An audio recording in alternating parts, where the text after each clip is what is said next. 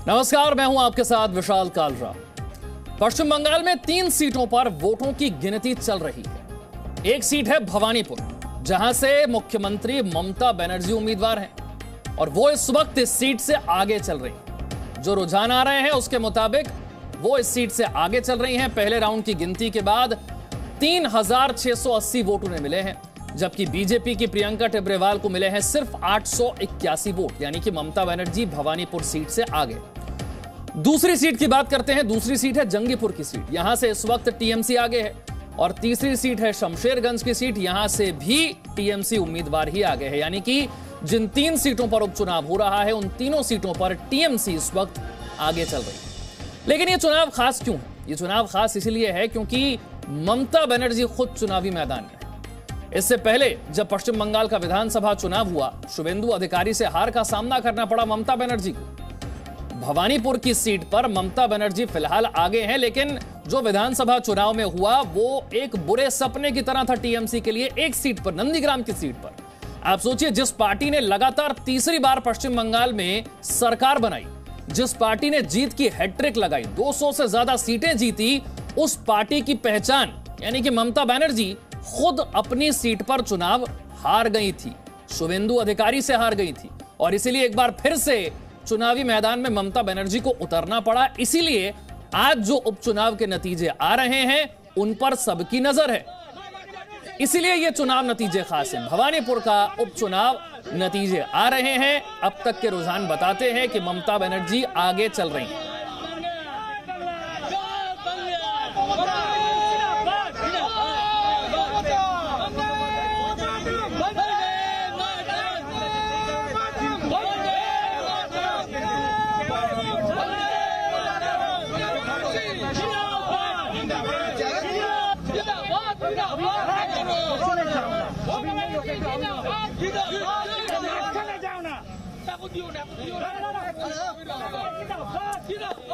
उपचुनाव के नतीजे आ रहे हैं। अब तक के रुझान क्या बताते हैं, समझने के लिए पूजा मेहता मेरी सहयोगी जुड़ गई हैं। पूजा, ताजा जानकारी क्या है?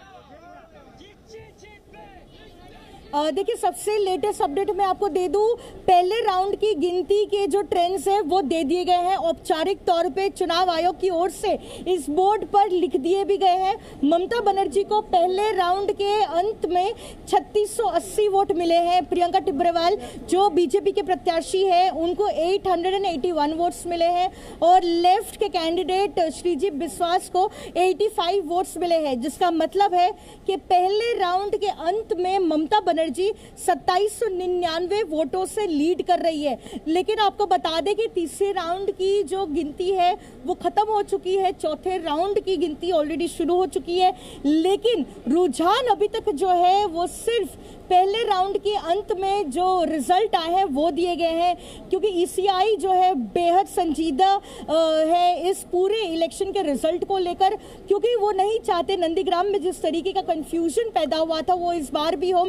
इसलिए बार बार उनके तरफ से रीचेक्स किए जा रहे हैं और उसके बाद ही वो पब्लिक एड्रेसल जो सिस्टम है उसके द्वारा अनाउंस भी किए जा रहे हैं। और साथ ही ये जो बोर्ड यहाँ पर बनाया गया है वहां पर ये किस प्रत्याशी को कितने वोट मिले हैं वो लिखा भी जा रहा है।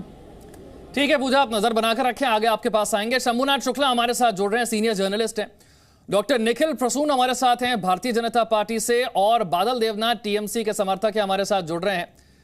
मैं बीजेपी और टीएमसी के पास जाऊं उससे पहले शंभुनाथ शुक्ला जी, इस उपचुनाव का इंपॉर्टेंस क्या है? आमतौर पर उपचुनाव की चर्चा भी नहीं होती, लेकिन जो पार्टी 3 बार लगातार विधानसभा चुनाव जीतती है, 200 से ज्यादा सीटें लाती है, जीत की हैट्रिक लगाती है, उसकी मुख्यमंत्री, उस पार्टी की पहचान चुनाव हार जाती है, एक बार फिर से उन्हें चुनाव के मैदान में उतरना पड़ता है। ऐसे में आज के नतीजे ये कितने इंपॉर्टेंट हैं?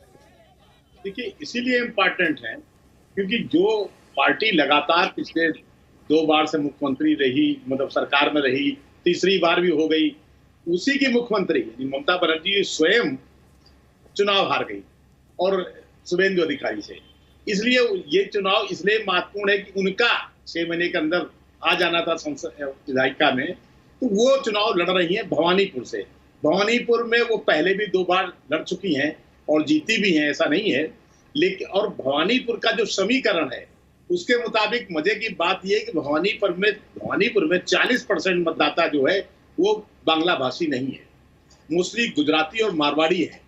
चूंकि वो वोट देने आमतौर पर नहीं निकलते, वोट कुल 57-58% के आसपास पड़ा है, 53 के आसपास, 53% के आसपास। इसलिए जो ज्यादातर समीकरण बता रहे हैं वो आप देख रहे हैं कि ममता जी लगातार आगे चल रही हैं। वो इसलिए भी चल रही है कि वहां जो वोटर इनका था, यानी जो वोटर था बीजेपी का, वो तो निकला नहीं, टीएमसी का सारा वोटर निकला।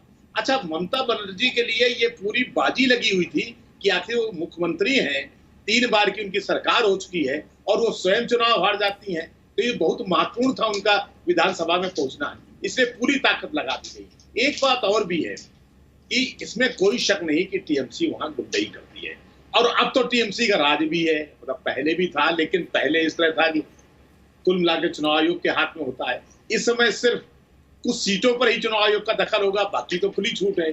इसे लोग डरे हुए भी हैं और डर के कारण वो टीएमसी को ही जिताएंगे।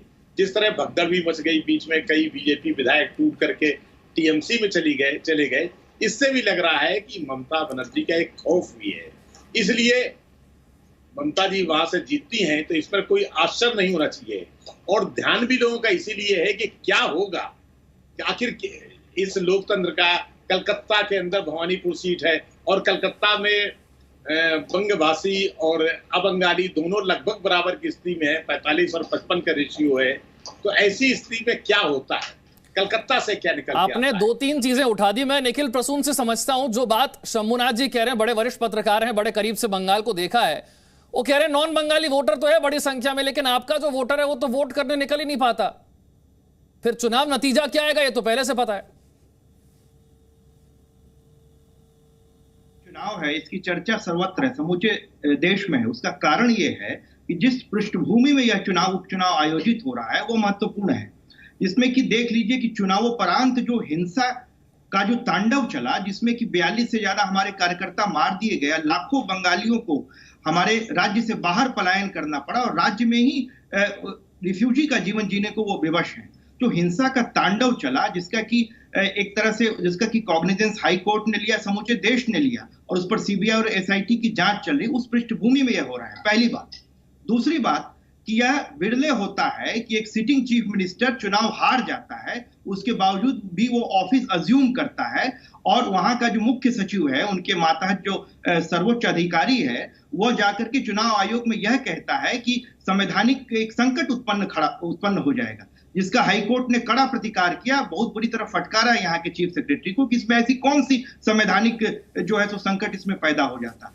तीसरी बात कि ये जो भवानीपुर क्षेत्र है, इन्होंने अपना एक तरह से, ये हमारा एक प्रतीकात्मक, एक तरह से समूचे बंगाल की जनता का जो हिंसा के प्रति जो प्रतिरोध है उसका प्रकटीकरण है इस चुनाव के माध्यम से।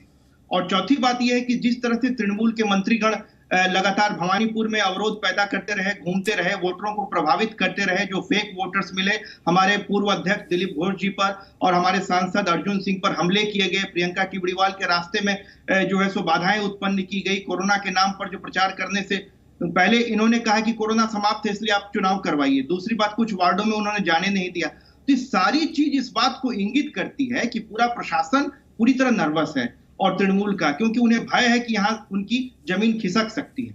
इस पृष्ठभूमि में जो हेतु चुनाव हो रहा है, आपको ऐसा लग रहा है कि जो नंदीग्राम में हुआ वो भवानीपुर में भी हो सकता है, आप ये कह रहे हैं? भवानीपुर में जो हमने लड़ाई लड़ी है, जिस शिद्दत के साथ और जिस जज्बे के साथ जो हमने लड़ाई लड़ी है, उस जज्बे को समूचा देश देख रहा है। इसका जो परिणाम है वह महत्वपूर्ण नहीं है, इसमें जो हमने लड़ाई लड़ करके जो अपना पक्ष रखा है देश के सामने, वो महत्वपूर्ण। बादल देवनाथ बहुत देर से मुस्कुरा रहे हैं। बादल देवनाथ जी, तैयारी क्या है? जीत गए तो मुंह मीठा करके जश्न मनाएंगे ना, लाठी डंडे मारपीट तोड़फोड़ आगजनी, ये उसकी मुस्कुराहट तो नहीं है ना कहीं? सर पहले गुड मॉर्निंग, आप सभी को गुड मॉर्निंग कर रहा हूँ, नमस्कार। और दूसरा बात है, एक पोषण भैया को पता है जो इन लोगों के पास कोई कैंडिडेट नहीं था, इसके लिए भवानीपुर में प्रियंका तेपियल को उम्मीदवार खड़ा कर दिया। वो पहले ही हार चुकी है भाजपा ने। दिलीप घोष और वेस्ट बंगाल स्टेट कमेटी के पास कोई ऐसा कैंडिडेट नहीं था ममता बनर्जी के खिलाफ वो उम्मीदवार खड़ा कर सकते हैं, पहले तो हार चुकी है। दूसरा बात है, जो बार बार आप लोग कह रहे हैं हार चुके दीदी सिटिंग चीफ मिनिस्टर हार चुके हैं। लेकिन नहीं, मैं कितने बार आप लोगों का चैनल में, हर नेशनल चैनल में कहा ममता बनर्जी और जबरदस्त उनको हराया। 1 घंटा पहले 6 बजे से शाम को 6 बजे पहले निर्वाचन कमीशन ऑफ इंडिया बता दिया ममता बनर्जी 1600 वोट में जीत चुकी है। उसके बाद सर्वर डाउन हुआ, लोड शेडिंग हुआ, 1 घंटे के बाद बोल दिया 1200 वोट में शुभेंदु अधिकारी अपने जीत चुके। पहले ये तो गलती तो इलेक्शन कमीशन ऑफ इंडिया है। पहले ममता बनर्जी को बादल देवनाथ चुनाव तीसरी बार जीत गए, जीत की हैट्रिक लग गई, लेकिन दूसरों की कमी निकालने की आदत नहीं जा रही आपकी। आप सेंट्रल फोर्सेस की गलती, चुनाव आयोग की गलती, सीबीआई गलत, केंद्र सरकार गलत, सही कौन? ममता बनर्जी। चुनाव जीत गए, अब तो दूसरों की गलती निकालना छोड़ दीजिए। सुनिए ना सर, इसके लिए तो हाईकोर्ट में केस चल रहा है।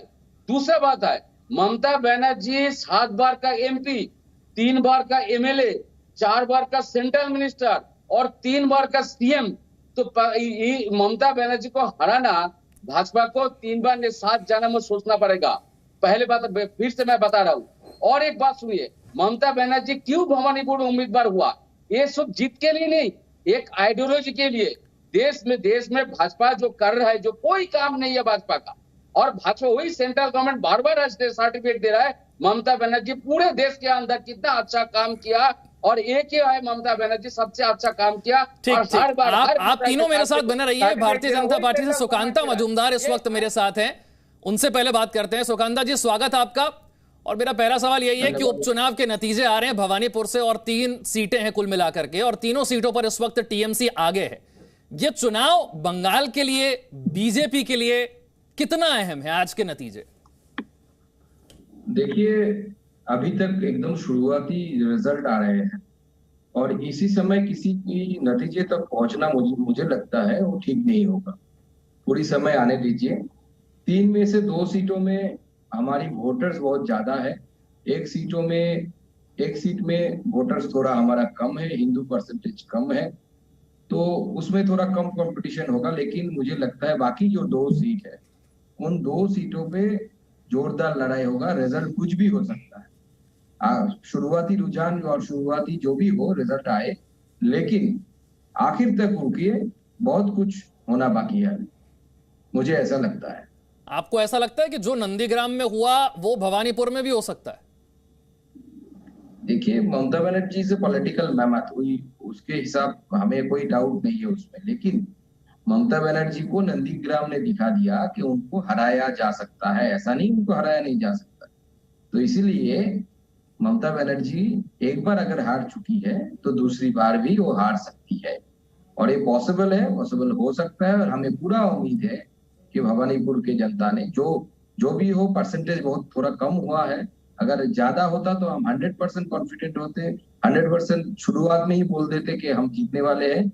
लेकिन अभी तक जो वोटर परसेंटेज थोड़ा कम हुआ है, लेकिन मुझे लगता है आखिर तक अगर जाएंगे तो पॉजिटिव रिजल्ट बीजेपी के लिए आए। लेकिन ये कॉन्फिडेंस जो आपको है जीत का, उसकी वजह क्या है? बंगाल चुनाव खत्म होने के बाद आपके नेता, आपके कार्यकर्ता, बड़े बड़े जो चेहरे थे, सब आपको छोड़कर चले गए, और गए भी कहां? ममता बनर्जी के पास। तो इस विश्वास की क्या वजह क्या है आपकी? देखिए, बड़े बड़े नेता बीजेपी में कोई काम का चीज नहीं होता है। बीजेपी का सबसे बड़ा ताकत है बीजेपी के बूथ में लड़ने वाला कार्यकर्ता, जो एक आइडियोलॉजी के ऊपर बेस करके लड़ता है। बहुत सालों से जो लड़ रहे हैं, जब बीजेपी का एक भी एमएलए नहीं था, जीतने का कोई संभावना नहीं था भाजपा का, उसी समय से अपने बूथों में लड़ रहे हैं अपना आइडियोलॉजी देख, और जो आइडियोलॉजी पूरे देश को चला है। तो ये जो लड़ाई करने वाला कार्यकर्ता है, जो बूथों में लड़ता है, ये हमारी असली स्ट्रेंथ है। और पुराने कार्यकर्ता जो हमारे साथ तब भी थे, आज भी है और आगे भी रहेंगे। जब तक वो है, हमें कोई चिंता नहीं। कोई नेता जाए आए, नेता से बंगाल का वोट शिफ्ट नहीं होता। अगर देखेंगे, बंगाल का वोट पार्टी के साथ अटैच होता है। मतलब अगर कमल का कोई वोटर है तो वो कमल का फूल देख के वोटिंग करता है। टीएमसी का कोई वोटर है तो टीएमसी जो भी हो, अलग पार्टी है, उनका तो अलग सिस्टम है, 1 मैन 1 पोस्ट 1 कोई सिस्टम है। बाकी जो आइडियोलॉजिकल पार्टी है यहाँ पे, सीपीएम को अगर पकड़ ले, लेफ्ट को अगर पकड़ ले, लेफ्ट आइडियोलॉजिकल पार्टी है, तो उस लेफ्ट को या बीजेपी दोनों को देखेंगे, वहां पे नेता बड़ी बात नहीं है। वहां पे बड़ी बात है कि पार्टी का सिंबल किसके साथ है, पार्टी का आइडियोलॉजी किसके साथ है। तो उसी के हिसाब से हमारे जो कार्यकर्ता है वो वोटिंग करते हैं, वोट लड़ते हैं, तो जब तक ये कार्यकर्ता हमारे साथ हैं, हमें कोई परवाह नहीं किसी। लेकिन सुकांता मजूमदार, चुनाव खत्म होने के बाद से आप कह रहे हैं कि जिन लोगों ने टीएमसी को वोट नहीं किया, जो टीएमसी के खिलाफ थे, उनके साथ हिंसा की गई, आपके कार्यकर्ताओं को मारा पीटा गया। जब इतना डर का माहौल है और टीएमसी सब जानते हैं कि चुनाव जीत चुकी है, सरकार उन्हीं की रहेगी, तो फिर भवानीपुर की जनता इतना रिस्क क्यों लेगी आपको वोट देकर? देखिए, भवानीपुर की जनता को हमने ये आवेदन किया उनसे, वो बोला कि देखिए, ये जो हिंसा हुई है, ये हिंसा शायद 24 परगना में हुई है, कलकत्ता से थोड़ा दूर हुआ है, लेकिन ये हिंसा कभी भी आपके ऊपर भी हो सकता है। तृणमूल कांग्रेस बंगाल को जिस तरीके से तालिबानाइजेशन की तरफ लेके जा रही है, ये तालिबानाइजेशन हम सबके लिए खतरा है, हमारे कल्चर के लिए खतरा है, द एग्जिस्टेंस ऑफ बंगाल के लिए खतरा है। बंगाल की इस परिस्थिति में आप लोग इनको लोगों को हमने आवेदन किया था कि आप वोट दीजिए, बंगाल का भविष्य सुरक्षित हो, इसके लिए वोट दीजिए। तो मुझे आशा है कि उनका विवेक से वो वोट देंगे और बंगाल के भविष्य के लिए वोट दिए हैं। ठीक, सुकांत मजूमदार, भारतीय जनता पार्टी के सांसद, हमारे साथ जुड़े। इस चर्चा के लिए बहुत बहुत शुक्रिया। तो पश्चिम बंगाल में 3 सीटों पर वोटों की गिनती चल रही है, जिसमें से एक सीट है भवानीपुर की सीट, जहां से मुख्यमंत्री ममता बनर्जी खुद उम्मीदवार हैं और वो इस वक्त आगे चल रही हैं। अब तक के रुझान के मुताबिक ममता बनर्जी आगे चल रही हैं। दूसरे राउंड की गिनती के बाद उन्हें 5,333 वोट मिले हैं। भारतीय जनता पार्टी के उम्मीदवार हैं, उन्हें मिले हैं 2,956 वोट। यानी कि ममता बनर्जी दूसरे राउंड के बाद अब 2,377 वोटों से आगे हैं। कुल मिलाकर 3 विधानसभा सीटों के उपचुनाव के नतीजे आ रहे हैं, जिनमें से एक सीट भवानीपुर की सीट है, जहां पर 53.32% मतदान हुआ था और 2 राउंड वोटों की गिनती हो चुकी है और दूसरे राउंड की वोटों की गिनती के बाद 5,333 वोट ममता बनर्जी को, यानी कि 2,377 वोटों से ममता बनर्जी इस वक्त आगे हैं। 3 खास मेहमान हमारे साथ चर्चा के लिए जुड़े हुए हैं। शंभुनाथ शुक्ला जी, भवानीपुर की जनता के सामने जब वो वोट करने गई होगी, उनके जहन में क्या होगा? क्योंकि जब ममता बनर्जी चुनाव हारी थी नंदीग्राम में, तब पता नहीं था चुनाव कौन जीतने वाला है। आज भवानीपुर की जनता जानती है कि पश्चिम बंगाल में विधानसभा चुनाव ममता बनर्जी की पार्टी जीत चुकी है, वो मुख्यमंत्री हैं। तो जब ऐसी स्थिति में कोई वोटिंग करने जाता है, क्या जहन में होता है भवानीपुर की जनता? देखिए, जब खासतौर पे उपचुनाव में खुद मुख्यमंत्री चुनाव लड़ रही हूं, तो लोगों का ध्यान उस तरफ जाएगा ही। और पूरी स्टेट मशीनरी, दूसरे लोग भी सोचते हैं कि सरकार तो इनकी है और इनके पास बहुमत ही बहुत ज्यादा है, इसे कोई ना कोई विकल्प तो इनके पास हो ही जाएगा। तो जब तक पार्टी के अंदर फूट ना हो, मुख्यमंत्री के हार की कोई कल्पना नहीं की जा सकती। संभव ही नहीं कि ऐसी कोई आशंका हो जाए कि मुख्यमंत्री हार जाएगा। पार्टी मशीनरी, स्टेट मशीनरी सब तो उनके साथ है और पार्टी, उनका बहुमत भी बहुत ज्यादा है और पार्टी में उनका दबाव भी बहुत ज्यादा है। उनके अलावा और कोई मुख्यमंत्री का चेहरा बंगाल में हो ही नहीं सकता था टीएमसी के अंदर।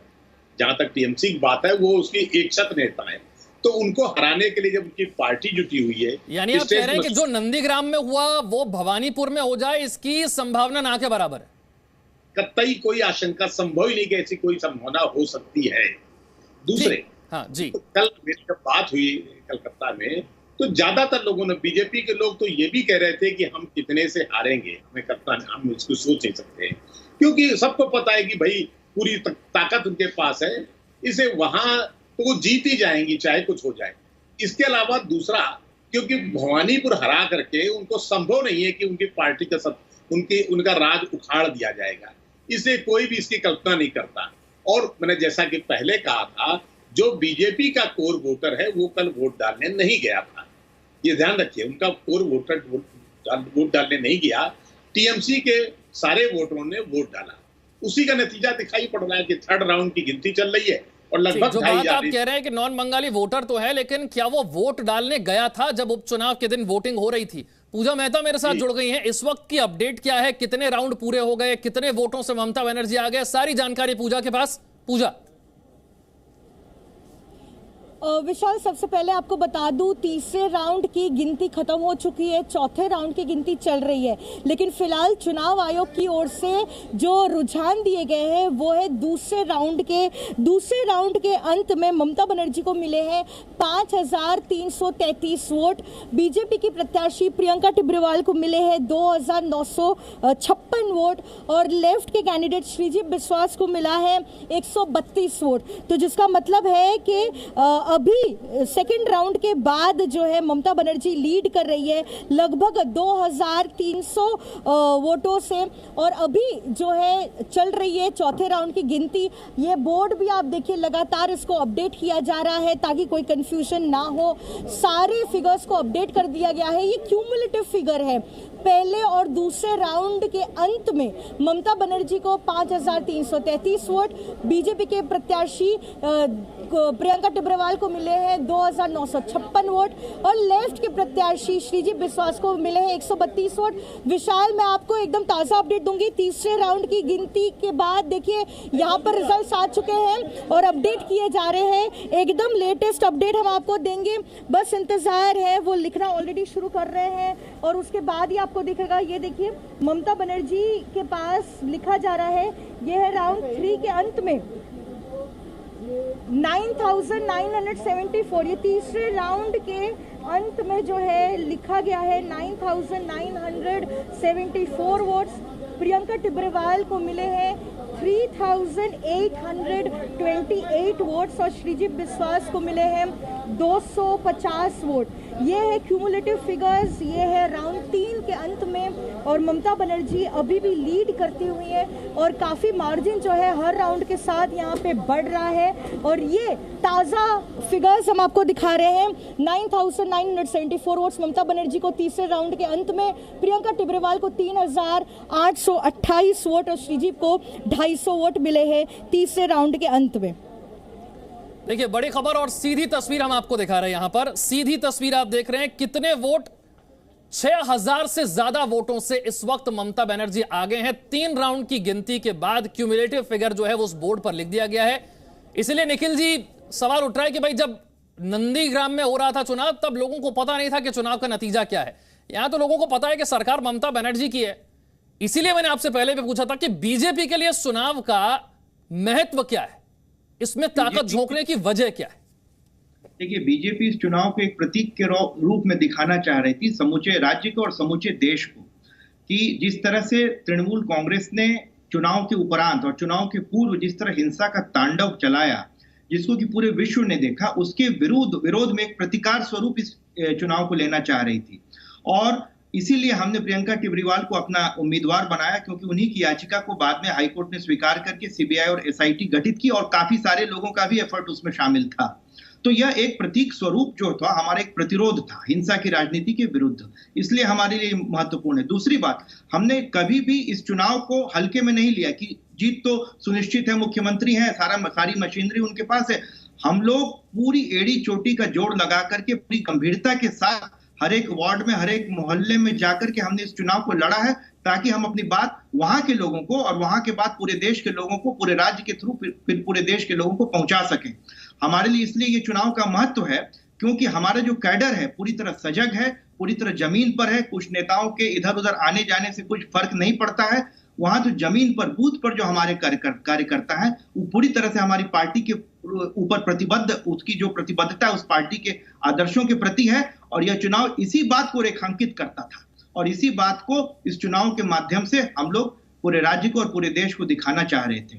दूसरी बात कि जिस तरह से हमारे अभी जो आप जिनका इंटरव्यू ले रहे थे, डॉक्टर सुकांत मजूमदार हमारे नवनिर्वाचित अध्यक्ष हैं, भारतीय जनता पार्टी के यहाँ के प्रदेश अध्यक्ष हैं, दिलीप जी के बाद उन्हें बनाया गया है। उनके साथ भी धक्का मुक्की की गई, धकेला गया, सड़कों पर घसीटा गया उनको। उन्होंने भी जब चुनाव प्रचार शुरू किया, अगर आप जीत के प्रति इतने ही आश्वस्त हैं तो आपके कार्यकलापों में वह परिलक्षित होना चाहिए था। कई बार तो ऐसा होता है कि मुख्यमंत्री अपनी सीट पे ही नहीं जाते कि भाई वहां हमारा तो जीत अवश्यंभावी है, लेकिन जिस तरह से हमने मुख्यमंत्री महोदया को बाध्य कर दिया कि वो सड़कों पर उतरे, वहां भवानीपुर में प्रतिदिन प्रचार करने के लिए बाध्य किया। वहां के जो मिनिस्टर्स हैं उनके खिलाफ भी हमने कंप्लेन किया, वो वोटरों को प्रभावित कर रहे थे। जिस तरह से फेक वोटर्स पकड़े गए, जिस तरह से बूथ जैमिंग की बात आई, इन सब के माध्यम से यह परिलक्षित होता है कि वो लोग पूरी तरह नर्वस हुए थे, और इसी का यह परिणाम है कि यह चुनाव पूरे राज्य के लिए और पूरे देश के लिए महत्वपूर्ण साबित हो रहा है। और इसके परिणाम की परिचर्चा की जा सकती है, लेकिन परिणामों से ज्यादा महत्व है हमने जिस शिद्दत के साथ मुकाबला किया है, जिस स्ट्रेंथ के साथ हमने यहाँ के राज्य सरकार की मशीनरी का मुकाबला किया, वो बहुत महत्वपूर्ण है। हमारे प्रयासों की सार्थकता को परिभाषित करता है यह चुनाव।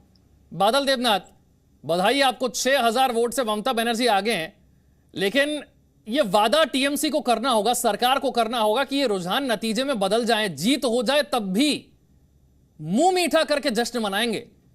मारपीट, तोड़फोड़, आगजनी, लाठी डंडे, इनसे जश्न नहीं होगा। सर, जब मैं दिल्ली जब जाऊंगा आपके लिए चैनल के लिए रसगुल्ला लेके जाऊंगा मैं, और बढ़िया रसगुल्ला लेके जाऊंगा, आपको खिलाऊंगा, रसगुल्ला खिलाऊंगा। और दूसरा बात है, आप बोलने दीजिए मुझे, क्योंकि बहुत सारे सवाल आ गया, और ये जो भाजपा के हर प्रवक्ता हिंसा हिंसा हिंसा के तांडव ये जो बोल रहे हैं, मैं इन लोगों को अनुरोध करूंगा, आप लोग बंगाल में हार चुके हैं, गोवा में टीएमसी, त्रिपुरा में हमारे ऊपर अत्याचार कर रहा है, हर दिन अत्याचार कर रहा है। आप ये तो नहीं बोल रहे उत्तर प्रदेश में क्या हो रहा है, बिहार में क्या हो रहा है, झारखंड में क्या हो रहा है, गुजरात में क्या हो रहा है, राजस्थान में क्या हो रहा है, क्यों नहीं बोल रहा है, महाराष्ट्र में क्या हो रहा है तो क्यों नहीं बोल रहा है। लेकिन बंगाल में लोग तो हर दिन तो पेपर पढ़ते हैं, हिंदी पेपर हो, इंग्लिश पेपर हो, बांग्ला पेपर, हर दिन लोग पढ़ते हो, जानते हैं हर एक राज्य में क्या हो रहा है। और हिंसा का तांडव जो आप बोल रहे हैं, इसके बोलते ये आपका कहते कहते क्या हुआ देख लीजिए। आपके पास जो एमएलए भी है वो भी एमएलए नहीं रहे, काल भी एक एमएलए आपका बंगाल में रिजाइन दे दिया, और 2-3 एमएलए भी है वो रिजाइन देगा, 2 एमपी है वो भी कोशिश कर टीएमसी में कैसे आ जाएगा, संपर्क रख रहा है टीएमसी के लीडर के साथ, मैं तो जानता हूँ। तो ये सब बोलना छोड़ दीजिए, हार को स्वीकार कर लीजिए। और मैं आप लोगों को कहना चाहता हूँ जी न्यूज के माध्यम से, जब बंगाल के लोग और ममता बनर्जी टीएमसी तृणमूल के चेयरपर्सन, दीदी हमारे नेत्री है, पार्टी के चेयरपर्सन, ऑल इंडिया प्रेसिडेंट है, फिर भी मैंने कहा 7 बार का एमपी, 3 बार का एमएलए, 4 बार का सेंट्रल मिनिस्टर, 3 बार का सीएम है ममता बनर्जी, और हम लोग सब एक साथ एक आइडियोलॉजी के लड़ रहे, देश के लिए, समाज के लिए, राष्ट्र के लिए, सबके लिए काम कर रहा है। और इसलिए मैं कह रहा हूँ, ये भवानीपुर में जो ममता बनर्जी को जीत, वो जो सांविधानिक संकट जो कह रहे हैं, नहीं ऐसा कुछ बात नहीं है। ममता बनर्जी को जिताना चाहिए, क्योंकि देश के लिए 2024 में मोदी जी नहीं आ रहा है, और ये भी जानते हैं, पूरे देश में जानते हैं, ममता बनर्जी वर्सेस मोदी जी 2024 में लड़ाई होगा, और इसके लिए पूरे हर राज्यों में टीएमसी को बादल देवनाथ, आप ना भटक जाते हैं मुद्दे से, इसीलिए मैं आपको बार बार मुद्दे पर लाना पड़ता है। मैंने आपसे सवाल पूछा हिंसा, मैंने कहा मना किया कि पश्चिम बंगाल में विधानसभा चुनाव में ममता बनर्जी की पार्टी नहीं जीती, मैंने तो कहा जीत की हैट्रिक आपने लगाई, 200 से ज्यादा सीटें जीती, बधाई आपको। लेकिन जीत का मतलब यह नहीं है कि हिंसा के लिए लाइसेंस मिल जाए किसी पार्टी को। अगर हिंसा हो रही है और हिंसा सच्चाई है तो हिंसा सरकार को रोकनी होगी। आपने जो सवाल किया किसी पार्टी, आपने नाम ले लिया, एक सवाल किया किसी पार्टी, बिल्कुल सही किया। इलेक्शन कमीशन ऑफ इंडिया जब हर कोई पॉलिटिकल पार्टी रजिस्ट्रेशन और रिकॉग्नाइज करते हैं, उसका मतलब ये नहीं है तुम हिंसा करो, लेकिन ये भी नहीं है कोई इलेक्शन कमीशन ऑफ इंडिया भाई होम मिनिस्ट्री दफ्तर से कोई एनएचआरसी का जो रिपोर्ट जो यहाँ पर मान्यता जाति मान्यता कमीशन जो भेज रहा है, लेकिन आप बता दीजिए तो 17 इलेक्शन के बाद 17-18 लोगों को मार दिया गया, टीएमसी कार्यकर्ता तो मार दिया गया, लेकिन एक भी टीएमसी कार्यकर्ता के घर में जिन लोगों को मारा, जिसको पीछा, घर चलाया भाजपा कार्यकर्ता ने, उन लोगों के पास उनके पर कोई एनएचआरसी का कोई लोग, कोई आदमी, कोई कमीशन, कोई नहीं गया। यानी आप कह रहे हैं कि आपकी वाली हिंसा पर एक्शन हो जाता है, आपकी वाली हिंसा पर भी एक्शन नहीं होना चाहिए, आप ये कह रहे हैं? एक अत्याचार चल रहा है बंगाल के ऊपर, निर्वाचन कमीशन ऑफ इंडिया। बादल देवनाथ, आप ये कह रहे हैं कि दूसरे अगर हिंसा करते हैं तो आप पर एक्शन हो जाता है, आप लोग हिंसा करते हैं तो एक्शन नहीं होना चाहिए? निखिल, बिल्कुल नहीं। निखिल जी भाई वो कह रहे हैं ठीक है ना, आप लोग भी तो हिंसा करते हैं, हमारी हिंसा आपको क्यों नजर आती है, हमारी हिंसा पर एक्शन क्यों लेते हैं, हमारी हिंसा पर ध्यान क्यों देते हैं, हमें भी हिंसा करने दीजिए। महत्वपूर्ण है निखिल जी, राजनीतिक दल महत्वपूर्ण नहीं है, बंगाल की जनता महत्वपूर्ण है। अगर बंगाली जनमानस हताहत हुआ है, उनके विरुद्ध हिंसा हुई है, चाहे वो किसी भी दल का हो, उसके विरुद्ध जिसने हिंसा की उसके विरुद्ध चाहिए, लेकिन आपने कोर्ट को कन्विंस करने में आप अक्षम रहे, इसीलिए कोर्ट ने एसआईटी और सीबीआई को दिया। शुरू में आपने ये पूरी तरह डिनाई कर दिया कि यहाँ हिंसा हुई है। आपने एक ऐसा रुख अपनाया कि यहाँ हिंसा नाम की कोई चीज ही नहीं हुई है, लेकिन मुख्यमंत्री महोदया के शपथ लेने से पहले और बाद में भी हिंसा का तांडव जारी रहा। लाखों की संख्या में बंगाली जनमानस जो है सो दूसरे राज्य में पलायन करने को विवश हुआ और अपने राज्य में हमारी पार्टी ने 375 से ज्यादा कैंप, कुछ लोग अब भी हैं गाँव में वापस जा रहे हैं। आप लोग तो हार चुके हैं और पूरे देश के अंदर ममता बनर्जी को कैसे भुलाया जा रहा है आप तो देख रहे हैं।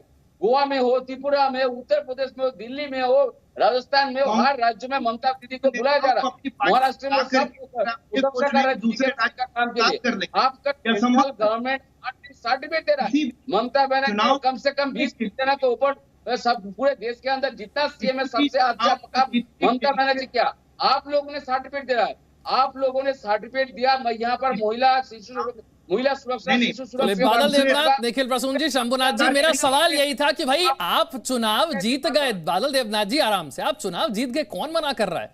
जीत की हैट्रिक लगाई, 200 से ज्यादा सीटें जीती। मैं फिर वही कह रहा हूं, चुनाव जीतने का मतलब किसी पार्टी को हिंसा का लाइसेंस नहीं मिल जाता है और बहुत दूर जाने की जरूरत नहीं है। उपचुनाव के नतीजे आ ही रहे हैं, आज शाम तक देख लेते हैं। कोई टीएमसी का नेता इस गारंटी को देने के लिए तैयार नहीं होगा कि आज शाम तक हिंसा नहीं होगी। Presenting B News app available on Google Play and App Store. Download it now.